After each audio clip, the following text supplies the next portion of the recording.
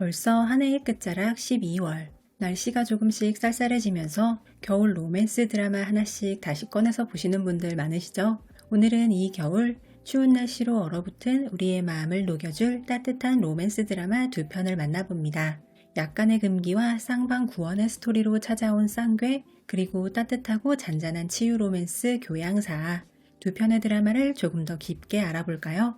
쌍괴는 장모와 진자오 두 남매의 이야기입니다. 장모는 9살 전까지는 남부러울 것 없는 오빠 진자오 곁에서 꿀처럼 달콤한 삶을 살아요. 하지만 부모님의 이혼으로 아버지와 오빠가 생계를 위해 태국으로 떠나면서 행복했던 날들은 갑작스레 멈추게 되죠. 他不是你哥，你也不是他妹妹。 19살이 된 장모는 오빠가 입양하였다는 비밀을 알게 되고 모두를 속인 채 홀로 태국으로 날아가 오빠 진자오와 재회합니다. 여기까지만 보면 그냥 가족 드라마인가 싶으실 수도 있어요. 하지만 이야기는 이제부터 시작인데요. 남매인 줄 알고 자랐으나 사실 두 사람은 피 한 방울 섞이지 않은 남남이라는 것을 알았으니 아침 저녁으로 함께 지내면서 두 사람 사이에는 남매의 정과는 다른 묘한 감정이 싹트기 시작합니다. 바로 이 부분에서 쌍괴의 첫 번째 시청 포인트가 등장합니다. 여동생 장모와 오빠 진자오는 혈연 관계가 없는 의붓 남매지만 당연히 처음에는 이 모든 감정이 낯설었고 오빠 앞에서는 감정을 억누를 수밖에 없습니다. 그러다 가득 찬 사랑을 더 이상 숨길 수 없게 되자 장모는 진자오에게 말합니다. 앞으로 오빠라고 안 부를 거야. 진자오라고 부를래? 라고 말이죠. 이 장면에 이어 꾹꾹 억눌러왔던 두 사람의 감정이 터져버리고 마는 장면이 있는데요. 바로 두 사람의 키스신 장면입니다. 너 미쳤어. 나도 미쳤어. 라며 서로의 마음을 확인하는 장면에서 시청자들은 숨죽이고 화면을 바라볼 수밖에 없을 거예요. 그동안 차곡차곡 쌓여왔던 서로에 대한 마음을 서로가 확인하게 되는 최고의 장면이거든요.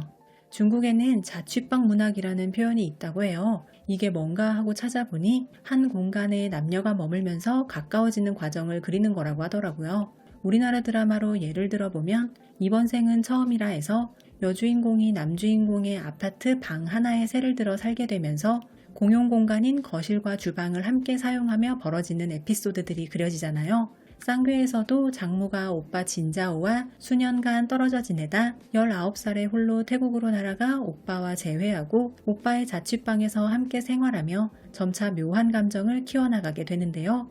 장모와 진자오가 비좁은 공간에서 함께 지내며 점차 연인관계로 발전하는 과정이 조심스러우면서도 설렘 가득하게 그려지는데 좁은 공간 특유의 묘한 분위기가 두 사람의 설렘의 과정을 더욱 아슬아슬하게 그려낸다고 해요. 인간은 누구나 불완전함을 가진 존재잖아요. 극 중의 두 주인공 역시 불완전한 존재로 갑자기 다가온 사랑이라는 감정에 혼란스러워하고 처음에는 부정도 해보고 그러다 덜컥 겁이 나서 도망도 쳐보죠.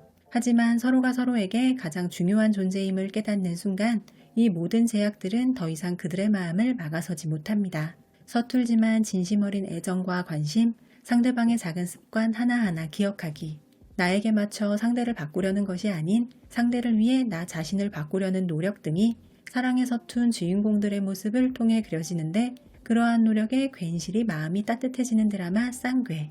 그 과정에서 천진난만한 온실 속 화초 여동생에서 독립적이고 강인한 여성으로 변해가는 장모의 성장과 한때는 우등생이었으나 부모님의 이혼 후 아버지를 따라 태국으로 건너가 생계를 꾸리면서 살아남기 위해 지하 격투장과 암시장 레이싱판을 전전하며 마음을 닫고 지내던 중 여동생과 재회하며 인생의 새로운 전환점을 맞이하게 되는 진자오의 모습이 어떻게 그려질지 기대가 됩니다.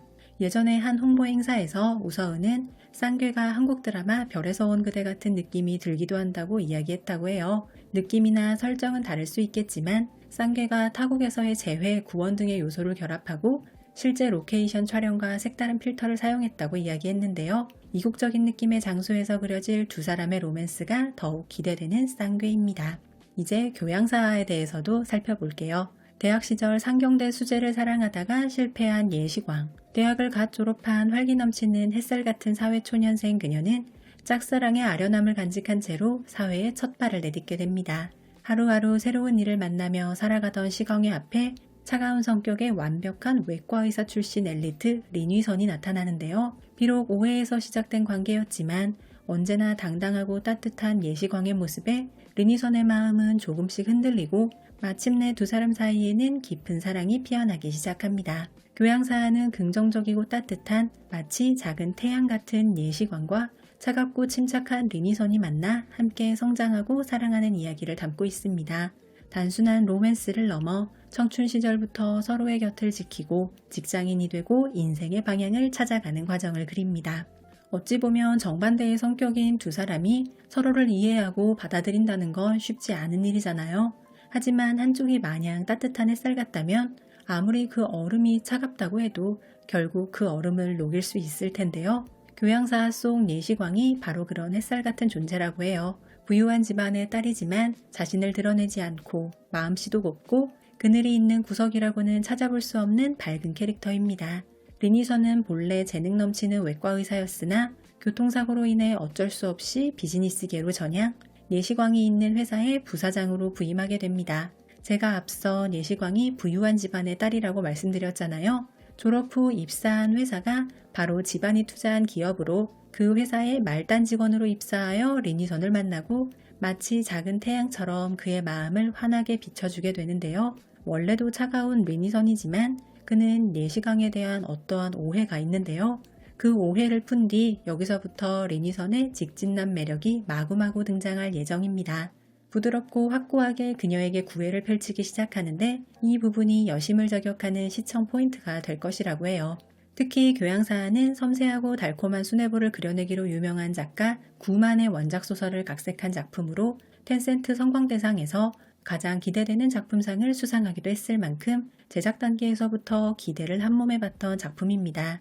이미 완벽한 각본에 송일용과 조금맥이라는 선남선녀가 주인공으로 등장하니 기대치는 더욱 상승할 수밖에 없었습니다. 구독자님들의 댓글을 보다 보면 아이치이 특유의 화면 색감과 영상미를 좋아하시는 분들 많으시더라고요. 이번 교양사하도 아이치이에서 시청하시면 아이치이만의 영상미와 더불어 더욱 선명한 화질로 시청이 가능합니다. 그림 같은 두 배우가 나오는데 이왕이면 더 선명하게 봐야죠. 제가 앞서 쌍괴 교양사하 이 두 편의 드라마는 추운 겨울 우리의 마음을 따뜻하게 녹여줄 작품이라고 말씀드렸었잖아요. 두 편의 드라마에는 소소하지만 소중한 우리의 일상이 숨어 있으며 성인들의 현실적인 로맨스도 담겨 있습니다. 교양사하에서는 햇살과 얼음이라는 전혀 다른 성향의 두 사람이 차츰 서로를 이해해가는 과정이 따뜻하게 그려진다면 쌍괴에서는 마음의 상처를 가진 두 사람이 만나 완벽한 동화가 아닌 각자의 상처를 지닌 채 서로를 향해 다가가 서로를 치유하는 과정이 진실적이고 감동적으로 그려집니다. 이렇게 완벽한 설렘을 가진 두 편의 드라마가 비슷한 시기 우리의 곁에 찾아온다고 하니 벌써부터 설레는 마음이 가득입니다. 올겨울 아이치이가 선물해줄 두 편의 드라마 쌍괴 교양사하로 따뜻하게 보내볼까요?